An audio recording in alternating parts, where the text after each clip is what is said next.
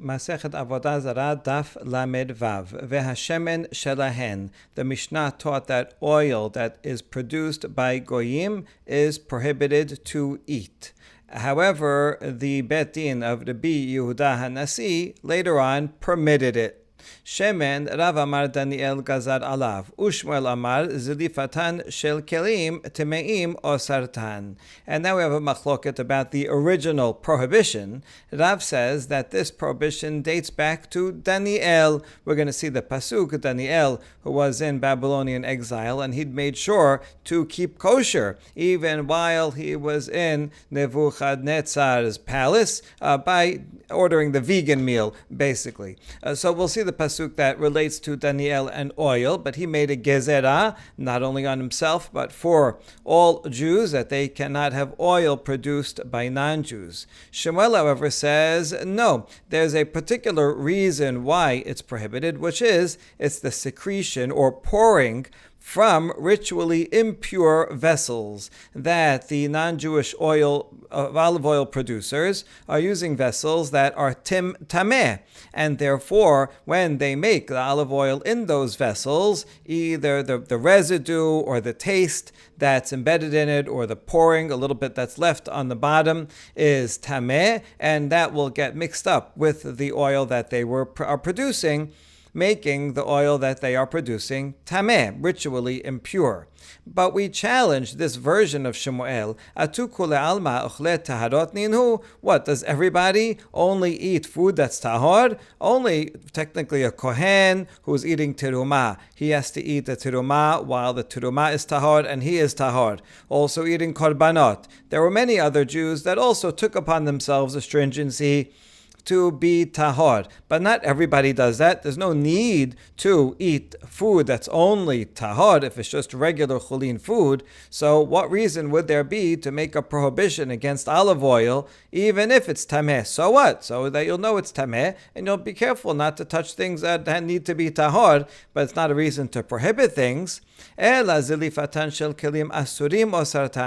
what Shemuel meant is that we are worried about the residue or taste of vessels that are prohibited, that they are non-kosher. So the non-Jews who are producing olive oil are going to produce it in vessels that had non-kosher food in them, and therefore that taste will be absorbed into those vessels, and that is why we should stay away from olive oil produced by non-Jews. Amar le Shemuel le Rav bishlama ledidi damin azlifatan shel kelim asurin osartan hainu dechiyata Rav Yitzchak bar Shemuel bar Marta ve'amar darish Rabbi Simlai bin Sivin shemen Rabbi Yehuda ubeti no nimnu alav hitiruhu. Shemuel now challenges Rav. Rav said that the prohibition came from a decree from the time of Daniel. Shemuel says, the following is going to make sense according to me. I say that the prohibition is based on the worry that the non-Jewish producers of olive oil are going to use unkosher vessels, and the taste will go into the olive oil. According to my reasoning, we can understand what the report that came from Rav Yitzchak bar Shemuel bar Marta, who said that he heard Rabbi Simlai teach in public in the city of Nitzivin that regarding oil, Rabbi Yehuda and his court voted and they permitted it. In other words, it makes sense that they permitted something because there was no worry about those non-kosher pots anymore. Why? Kasavano tentam livgam mutar, because they reasoned that even if it does give taste, that taste is going to be a negative taste, detrimental. And they ruled that a detrimental taste is permitted, even if you have non-kosher vessels, but they weren't used in 24 hours. By that time, whatever taste is in them is going to be a bad taste. Or it's whatever they were using it before, when that mixes with the olive oil, it's going to make the olive oil taste worse than it was. And therefore, even if there is taste from non-kosher food, it's a detrimental taste, and detrimental taste is okay. There's not actual substance of the non-kosher food, but rather only a taste, and a bad taste is permitted. So that's why they reversed the law and said it's permitted. It makes sense to reverse the law if you think the problem was about taste, and now we see it's bad taste, and we rule in general that bad taste is permitted. Then we understand why they overruled it. Ela לדדך אמר דניאל גזר עליו, דניאל גזר ואתה רבי יהודה נשיא ומבטל והתנן. אין בית דין יכול לבטל דברי בית דין חברו אלא אם כן גדול ממנו בחוכמה ובבניין. Shemuel continues the challenge against Rav. He says, according to you, that you say Daniel made a decree against it, can Daniel make a decree and then the Yehuda Nasi come and just cancel it? We have a Mishnah in Masechet Ayaduyot that says that a later court cannot nullify the words of an earlier court unless it's greater in wisdom and in number. Wisdom means that the sages on that court have to be more knowledgeable. And number, the maximum that a court can be is 70. So it's not that it can be 100 people, but Rambam explains that this is the number of sages who follow and agree with this court. Now, Daniel, he was a very great person, and so you're not going to claim to be greater than him in wisdom or and also in number, and so it'd be difficult to say that anyone could be greater than his court and come and nullify it. In other words, Shemuel's asking, according to me, I think it's for a specific reason of taste, and that reason we can later rule that does not apply anymore. Or the ruling is that even if there is taste, it's a bad taste, so it's okay. But according to you, that Daniel made a decree, you can't just overrule a decree.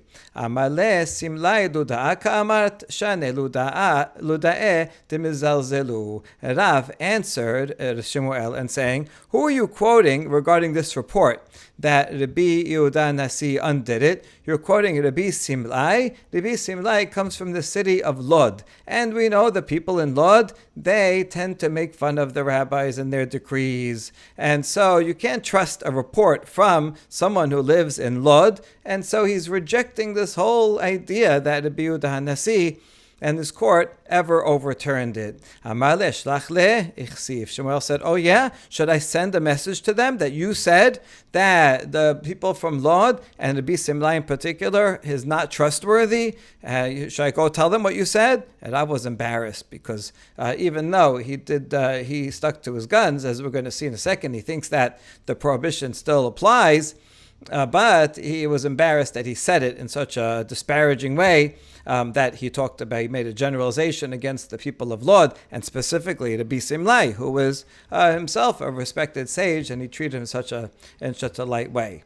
Okay, so he was embarrassed. But now let's go back and see what Rav said. Amar Rav, im hem lo darshu anan, lo darshinan. So Rav is going to back up his position that this goes back to Daniel. And he says, even if they did not learn this pasuk this way, can't we learn the pasuk this way? In other words, whatever the Yehuda Nasi said, maybe they said it's allowed, but we should look at the pasuk ourselves, and we can understand that this is a decree that goes from Daniel, even if the Yehuda Nasi didn't say that. V'haketiv vayasem Daniel al libo shelo yitga'al בפת בג המלך וביין משתה בשתי משתות הכתוב מדבר אחד משתה יין ואחד משתה שמן.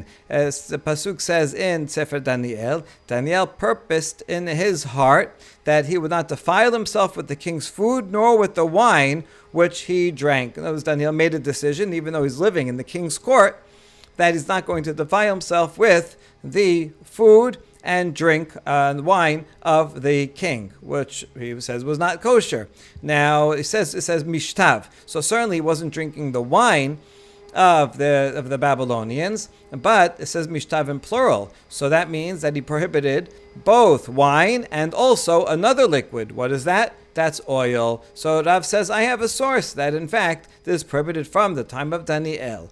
Rav savar al libosam u'cho Yisrael hora. Shmuel savar al libosam u'cho Yisrael lo hora. Rav said that when Daniel put it on in his heart, he decided in his heart to stay away from these things. He made the prohibition not only for himself but also for all of the Jewish people. Everyone should not drink wine or oil of non-Jews. Shemuel, however, says no. This was only Daniel's personal prohibition, that he decided not to, but he did not make a decree upon all Jews, and therefore Shemuel says there never was an official decree by Daniel that we can't overturn, but rather this was just a single-purpose law that they said stay away from it because of the non-kosher pots. But later on, they realized that the non-kosher pots give bad taste, and so therefore, according to Shemuel, it's just dependent on that reason, and it can be easily undone. According to Rav, it's a gezerah from Daniel across for all Jews,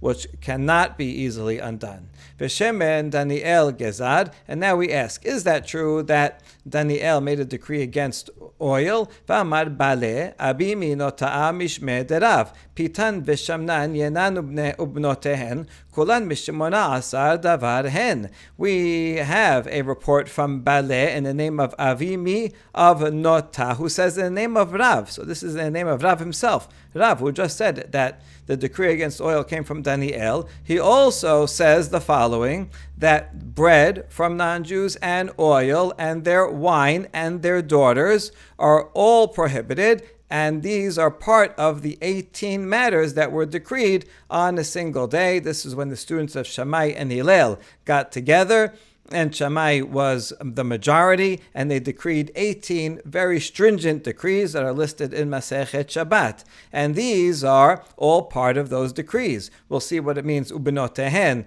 Intermarriage is an intermarriage with a non-Jewish woman already prohibited. What does that mean? That they made a decree. The Gemara will discuss. But for our point, it says oil. So if it was already prohibited from the time of Daniel, then what does that mean? That later on, in the time of Hillel, the students of Hillel and Shammai, they made a decree against oil. If it was already prohibited from Daniel, then it doesn't make sense that they made another decree. So Rav seems to be contradicting himself by saying that it was in fact a later decree. Now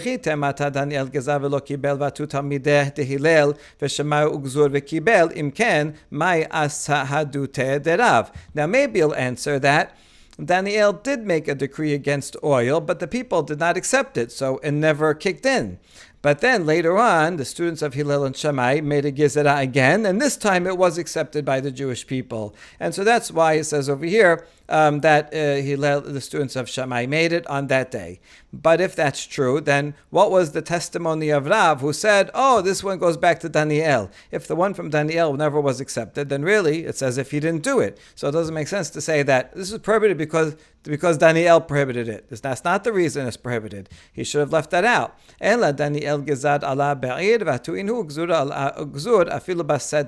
Rather, in order to solve the contradiction of Rav's two statements, we can explain as follows, that Daniel made a gezerah originally in the city.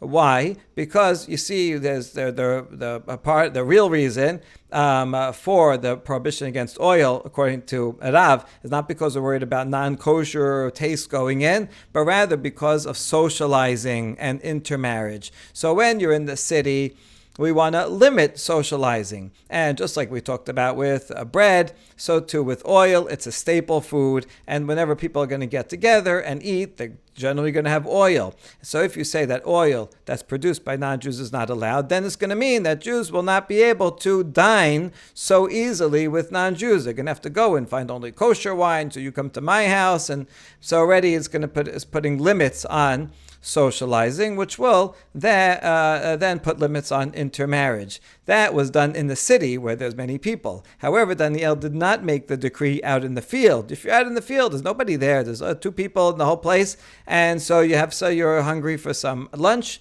and you want to have some oil, and there's some non-Jewish oil there, that's okay, because it's not going to lead to socializing. There's nobody out there in the field. But then later on, the students of Shammai came, and they increased the prohibition and said, you know what, even in the field, we don't want to make no distinction no matter where you are, and that way it'll strengthen this fence even more.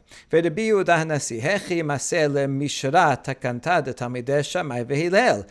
so now we go back to that tradition that Rabbi Yehuda Nasi permitted oil of non-Jews, how can he go ahead and permit and undo an ordinance from the students of Shammai and Hillel? V'hatenan en bet din yachol levatel divrei bet din chavero ela im ken gadol hamenu b'chokhmah u'b'minyan ve'od ha'amar bar Chana amar Rabbi Yochanan bakol yachol levatel bet din divrei bet din chavero chutz mishemona asar davar she'afilu yabo Eliyahu bet dino en shomein lo. So we have a double question. Number one, we have the Mishnah that we quoted before, that a later court cannot undo the ruling of an earlier court unless it's greater in wisdom and in number. So you have the students of Shammai and Hillel. That was certainly a great court. You're going to say to Yehuda Nasi, who's later on is greater in wisdom and in number. So how could they undo it? And furthermore, Rabbi Yochanan said that even if a later court can undo it, let's say the later court is greater in wisdom and in number,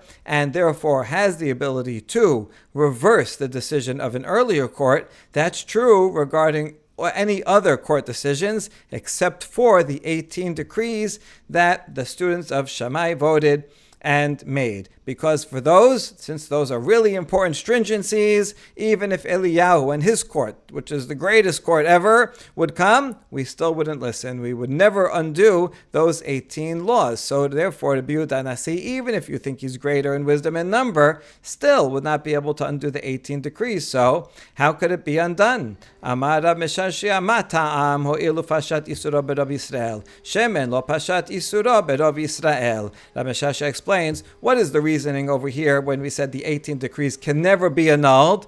That's true for most of them that have been widespread. However, because their prohibition was widespread among the majority of Jews, so the rest of the 18, those are in force and cannot be undone even by Eliyahu. However, the prohibition against oil was not widespread. The Amar Rabbi Shemuel bar Abba Amar Rabbi Yochanan Yashvu Rabbotenu badku al shemen shelo pashat isuro berov Yisrael. Rabbi Shemuel bar Abba says name Rabbi Yochanan that the rabbis went and they did a survey and they checked and they saw that the prohibition against oil of non-Jews did not become widespread among the majority of Israel. It was too difficult to keep. They couldn't do it. And that wasn't widely accepted, and therefore never went into full force in the first place. וסמכו רבותינו על דברי רבן שמעון בן גמליאל ועל דברי רבי אלעזר בר סדוק שאומרים אין גוזין גזרה על הציבור אלא אם כן רוב ציבור יכולים לעמוד בה. דאמר רב עדה בר אהבה מה יקרה, and they relied on this matter, on the words of Rabban Shimon ben Gamliel and Rabbi Elazar ben bar Sadok, who said that one cannot make a decree for the community unless most of the community can uphold it. Don't make a decree where, a few diehards, pious people will follow it, but most of the community are not going to be able to follow it. That's so difficult. Don't make a decree, then most people are going to go against it. And if you make such a decree, and it's not accepted by most of the community, then it never applies in the first place. And oil is such a staple, and it's not so easy to come by and hard to make. And so if you say only oil by Jews, then people can't find enough oil and they need it, and they're just not going to follow it. And how do we know that? What's the verse from which we can learn this principle? It's from a pasuk in Malachi, Ba'me'era atem ne'arim ve'oti atem koberim hagoy kulo goy kulo in ilala. The pasuk in Malachi is talking about decrees that the people accepted upon themselves, but then they violated, causing a curse. So you are cursed with the curse, yet you rob me, even this whole nation. They are robbing Hashem by saying, we agreed to this decree, but then they don't agree to it, and they bring on themselves a curse. But the pasuk ends, the whole nation. What do we see from this? If the whole nation accepts it, then yes, it's binding. But if the majority of the nation does not accept a decree, then it was never binding in the first place. And so that's the situation with oil. Even though there was a decree, maybe going back to Daniel, surely going back to the students of Shammai, and even though those are decrees by great courts and would not be a later court would not have the ability to simply undo it, but they checked around and saw that this was never accepted in the first place by the majority of Jews, and therefore the Yehuda Nasi was able to say, you know what, it was never accepted, and therefore they officially annulled it.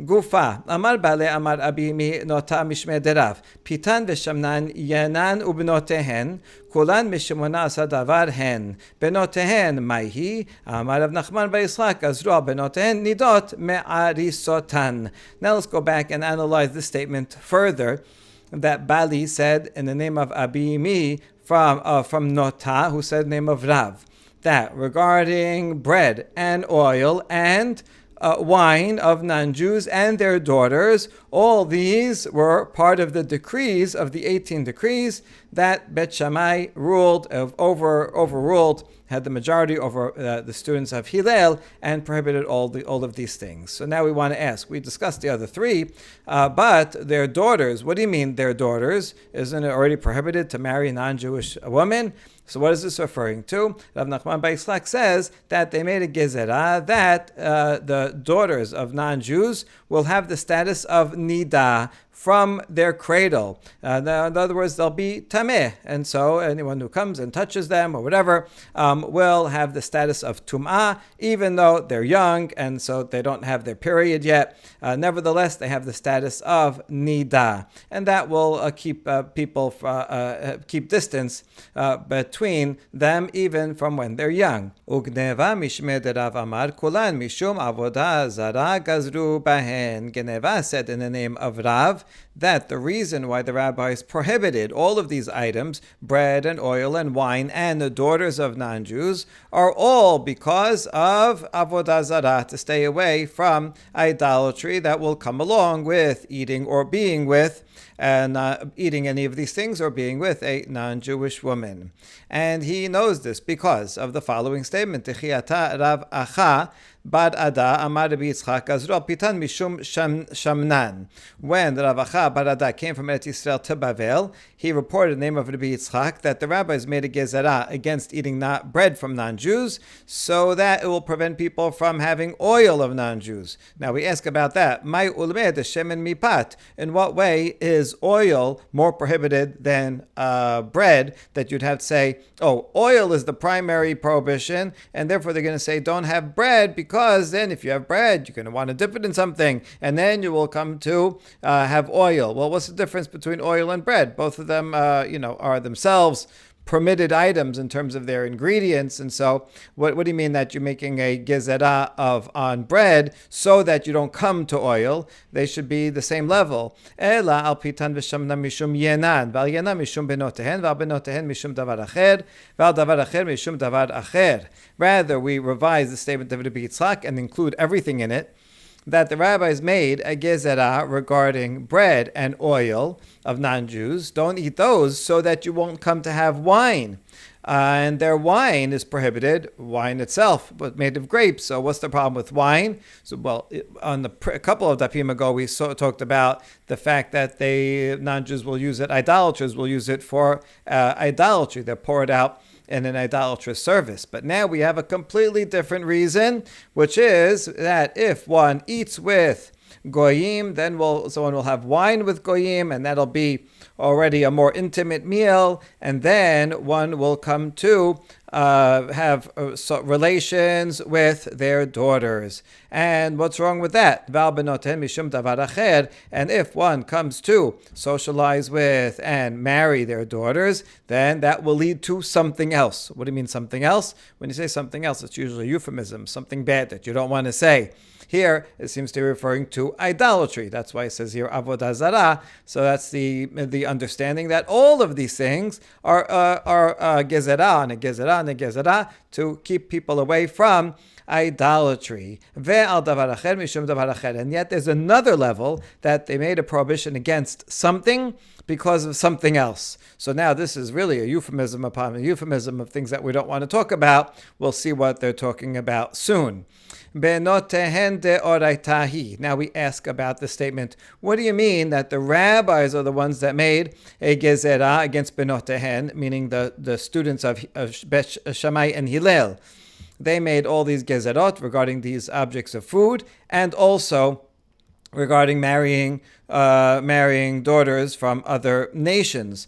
Why are you saying that they made a gezerah? Isn't it in the Torah that is prohibited from marrying into other nations? Dichtib lo titchaten bam. Torah says, do not marry them. So it's already a Doraita law. And the answer is Doraita shibaguim aval shar umot la. Vatuinu gzur afilu de shar umot. No, if you look at the context of that pasuk, it's referring only to the 7 nations that lived in Eretz Canaan. Those are the ones that you can't marry. But if it's a nation that's outside of the land of Israel, or future nations, after those nations are destroyed, there's no more Hivites and Jebusites anymore. And so regarding other nations, the Torah law does not apply. So the Bet Shammai came and they made a gezerah against even all other nations. All right,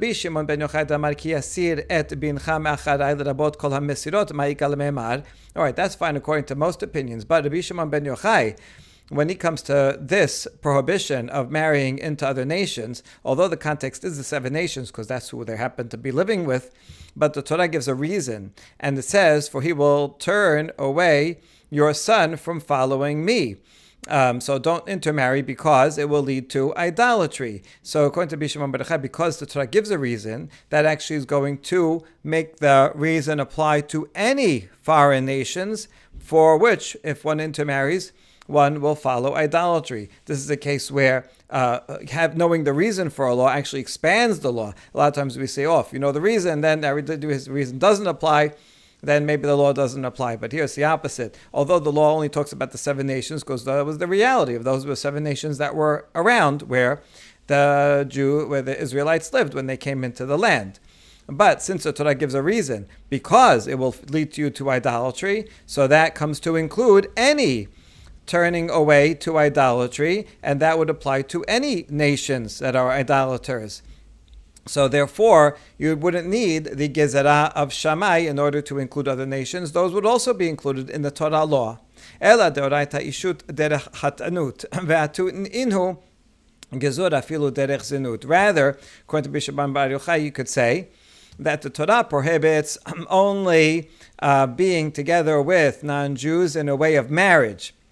Halakha doesn't officially recognize a kiddushin with non-Jews, but living together officially, law in a long-term relationship like marriage, that's what the Torah says is not allowed, because that certainly will lead to idolatry. But from the Torah law, if it's just a short-term relationship, only in a zinut, in a licentious way, then that would not be prohibited by the Torah. So the students of Shammai came and they made a gezerah even to have a short-term relationship, and the way of zinut is also prohibited with a non-Jew. Zinut name bebet dino shel shem gazru dichtiv vayom Yehuda hosiuha v'tisaref. Hold on, that prohibition against having a zinut relationship with a goya must have been earlier than Bet Shammai, because in the story of Yehuda and Tamar, when Tamar is found to be pregnant and Yehuda assumes that she became pregnant by somebody else, someone from some other nation, Yehuda says, look, she got pregnant, take her out and burn her. So obviously she did something wrong. Well, if she was just with someone with one time, and that was not against the Torah, because she was not married to that person, then what did she do wrong? Obviously she must have done something wrong if she's going to get a punishment. So it must be that the Bet Din of Shem that was around before that must have said that this is prohibited. In the end, it turned out that Yehuda himself was the father, and so it turned out differently. And this is what he thought, that there would be that she would be burned, is because there already is a prohibition against even being in a temporary zinut relationship with a non-Jew. Ela deoraita goya bat Yisrael demashcha batrea val Yisrael haba ala goya la vatuinu gezur afilu Yisrael haba ala goya. Rather, we can reconstruct the law as follows: that from the Torah, a non-Jewish man who was with a Jewish woman is prohibited, because generally the woman follows the man in his religious outlook, and so the Jewish woman will follow the idolatrous man and then go to idolatry, and that was prohibited. But the other way around, if it was a Jewish man with a non-Jewish woman, so then the Torah did not prohibit that, because we'll assume that the non-Jewish woman will follow the Jewish man's ways. And then the students of Hillel and Shammai came and made a gezerah, v'atu'inu gezura filu Yisrael haba al goya. Even a Jew that's with a non-Jewish woman also is prohibited, because sometimes the man will follow the non-Jewish wife's family and her ways. Yisrael haba al hagoya halachalim shemisinai damar mor aboel aramid kanaim pogim bo. But we reject that also, because this situation of a Jew who has relations with a non-Jewish woman, that is already prohibited as a tradition from to Moshe at Har Sinai, because we said the law that a man who has relations with an Aramean woman, meaning any non-Jewish woman, zealots can go attack him, just like Pinchas did to Zimri. Zimri was an Israelite man, and he had relations with this non-Jewish woman, and Pinchas went and speared them. So you see that this is already a prohibition. Otherwise, how could he spear them if it was not prohibited? So this was a prohibition already before Hillel and Shammai. So what did Hillel and Shammai add? Amaleh deoraita befarhesya uchmaseh shahya vatu'inu gezur afilu besin'ah.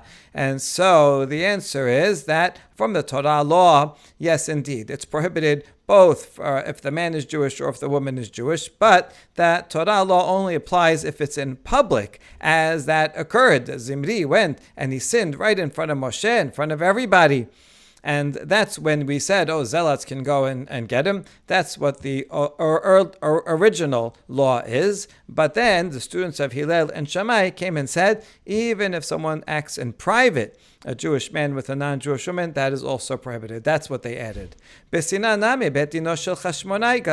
Hold on, even before the students of Hillel and Shammai, we know there is a tradition that the court of the Hasmoneans made a decree against a man being with a non-Jewish woman, even in private. Because when Rav Dimi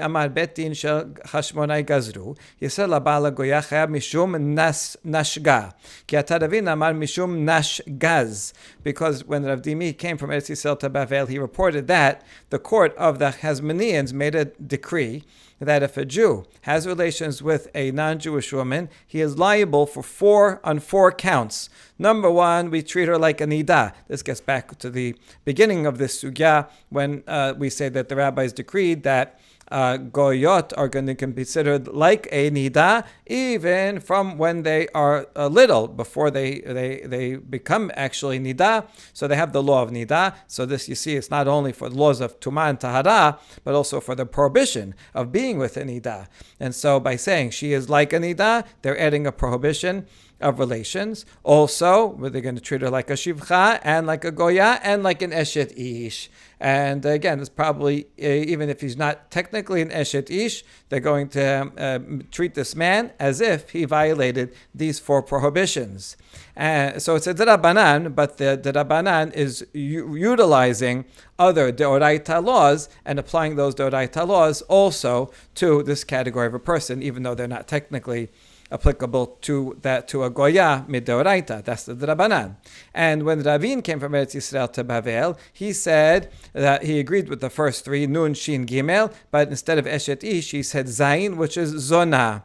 Okay, so we see here that already the court of the Chashmonaim prohibited a Jewish man to be with a non-Jewish woman for all these reasons. So what did the students of Hillel and Shammai add? Ki gazru bet dino shel Chashmonai bi'ah, aval yichud la'avatu inhud gezur afilu yichud. The court of the Hasmoneans, they prohibited actual intercourse between a Jew and a non-Jew. But to be secluded together, that was not prohibited until the students of Hillel and Shammai came and said, don't even be secluded in a private place. Hold on, we have a tradition that the court of King David made a decree against being secluded in private, a Jew and a non-Jew. Damar Rav Yehuda, be'ota sha'a gazru al yichud. Rav Yehuda said, at that time, when the story of Amnon and Tamar, when Amnon had a desire for Tamar. He made believe he was sick, and Tamar came to visit, and then he raped her. At that time, David said,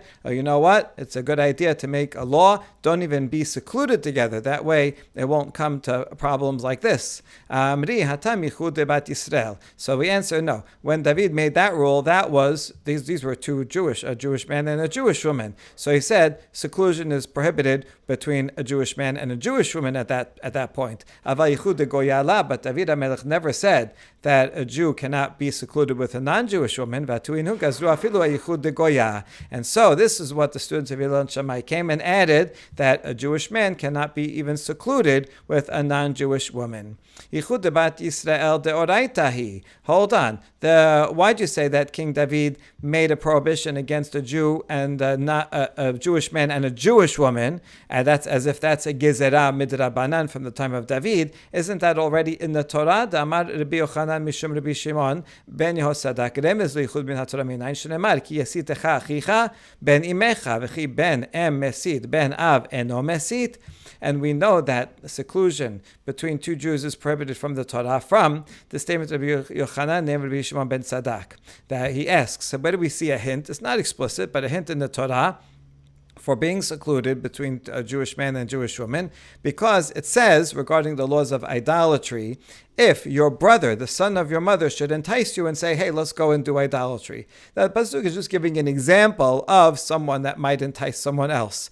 That because they're brothers, so they see each other a lot, they probably live in the same house, and so there's a lot of opportunity for one brother who is an idolater to convince the other brother to come and do idolatry with them. But weirdly, the pasuk uses an example of brothers that are brothers by their mother. Right, maternal brothers, and not paternal brothers. So why does it say specifically achicha ben imecha, the sons of the same mother? So is that what only maternal brothers one would convince the other to do idolatry, but if they were paternal brothers, then they wouldn't? Like, what difference does it make? Rather, it's giving the likely scenario that maternal brothers will live together, because it's permitted for a son to be secluded with his mother. We don't worry that people are going to make that sin. It's a very unusual thing for it to happen. And so, because a son is allowed to live in the same house and be secluded with his mother, so it's more likely that two brothers that will live together with their mother. But if they live with if they're paternal brothers, then they're going to be living with their stepmother. And that is not like they're not going to do, because that's prohibited. So you see that a person is only allowed to be secluded with his mother, but a man is not allowed to be secluded with any other woman with whom he is prohibited to marry. And so that would include everybody else. The point is that we see from here that the Torah itself prohibits being secluded with any Jewish woman. The only exception is with one mother. We don't worry about such a sin, but otherwise it's going to be prohibited. And so what do you mean that this was a later prohibition that King David made? No, it's already in the Torah. And the answer to that is Yichud Doraita de Eshet Ish V'ata David Begazar Afilu Yichud de Penuya.